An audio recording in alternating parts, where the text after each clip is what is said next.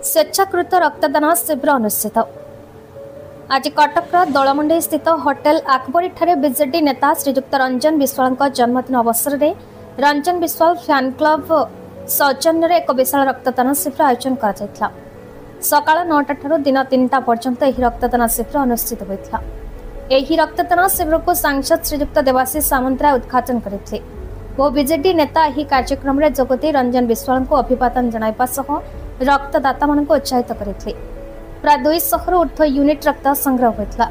Central blood bank यह कार्यक्रम में रक्त संग्रह में सहयोग करते।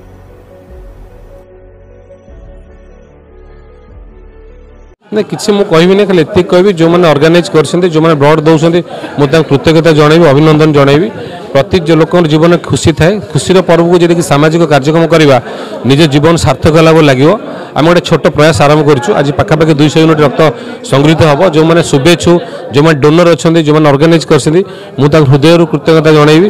जो कार्यक्रम जारी रहू आम सब किसी सामाजिक कार्यक्रम करवा ना आउ किसी कार्यक्रम नहीं रक्तदान मुझे अनुरोध करी समस्ते प्रति जीवन में किसी खुशीटा मुहूर्त रक्तदान करूँ निजक आत्मसंतोष लगे।